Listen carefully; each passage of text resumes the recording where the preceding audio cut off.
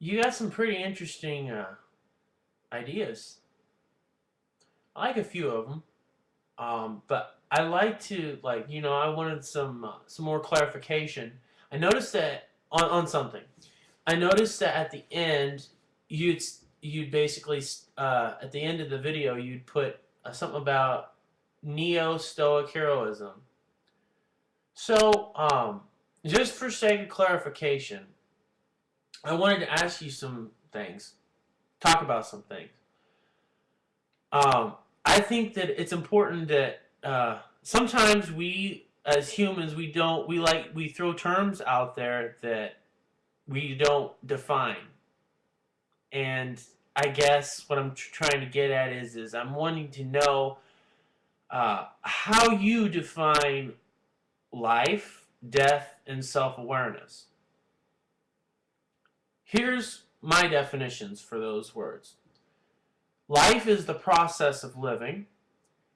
Death is who you are, a lifeless corpse in the grave at the end of your days. Self-awareness is understanding your role in the universe. And this is one of my personal favorites. But I wanted to address some. I decided to look into, Stoics and heroism and all that, just so that I could have some sort of basis for understanding your point of view. I noticed some things that were interesting, so I just want to talk about them real quick. On the issue of life, it says, I put this quotation up there, and you might recognize some of these quotes.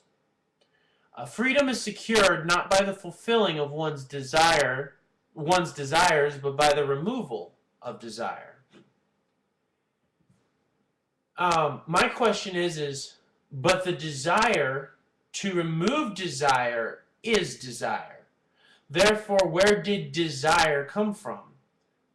And if it came from anywhere, what should be the end of desire? What should be the goal of desire? Next quotation is, virtue is nothing else than right reason. If virtue is only right reasoning, then can everything in life be reasoned away? You'll notice that I repeated myself from another video response. What about love? Can love be scientifically tested and put into a bottle? Is eternal life really just a myth or an innate human desire put there by God or a God for a reason? And if so, what is that reason? Death.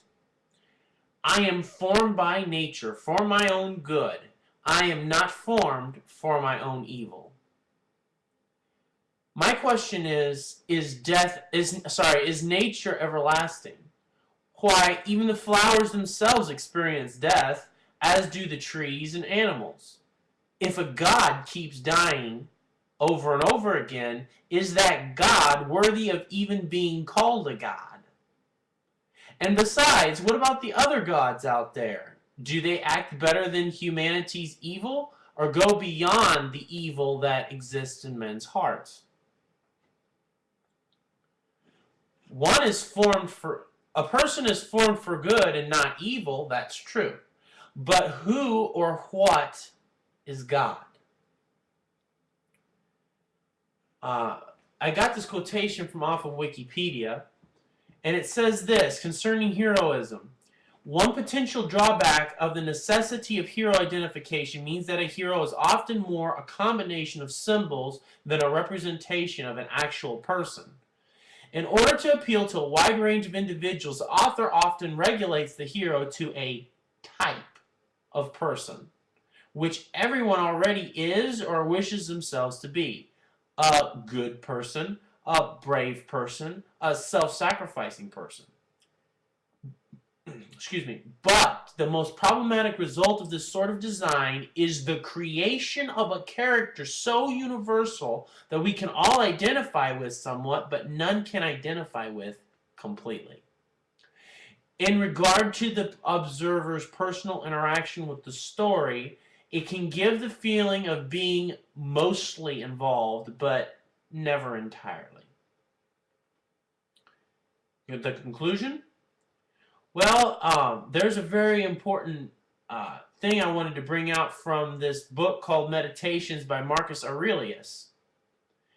In Book 2, Part 1, he says this: "Say to yourself in the early morning, I shall meet today ungrateful, violent, treacherous, envious, uncharitable men.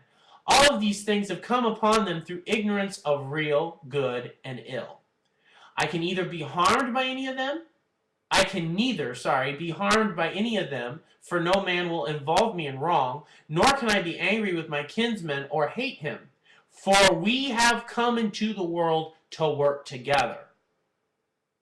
Yes, we have come into the world to work together, but for what cause?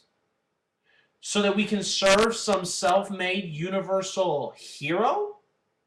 Is that hero really worthy of being called deity, or is he only a man claiming to be God? Why should we follow this hero? I wanted to end this by giving a quotation from Hillel the Elder. Hillel used to say, "If I am not for myself, who is for me? And being for mine own self, what am I? And if not now, when? If I can't shoulder my responsibilities and do them, who will? If I can do them all alone without God's help, what can I effect? Finally, if I don't serve God now, when? If I don't serve God now in this life, when will I have another opportunity to do so?" I think that's the issue here, is ultimately the concept of God.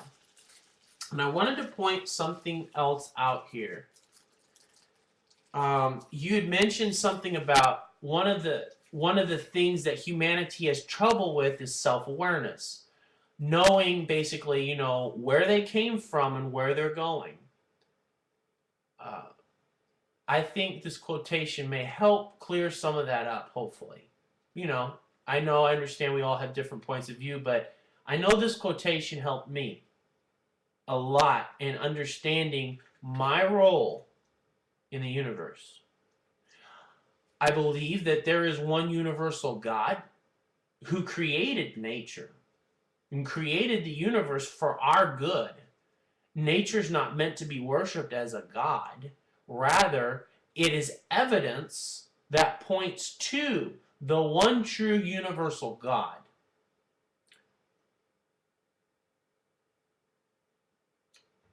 Just something I just thought I'd throw out there. The pantheists recognize this because they admit that deep down inside of every single plant, tree, rock, you name it, human being, there is a divine spark. I think the scientific term for that is called the some sort of principle, the living principle, the life principle.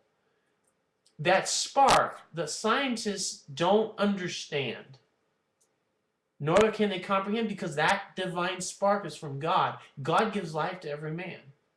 And the pantheists recognize that, but they went to the extreme of bowing down to and worshiping nature. But anyway, that's a topic for another time. And so this is my conclusion to this video response. And as usual, feel free to comment. Anybody else, who's out there and sees this and wants to comment, you can do a video response, whatever, I'm ready. I will talk to you YouTubers and everybody else all later, okay? I'll see you next time. Bye-bye.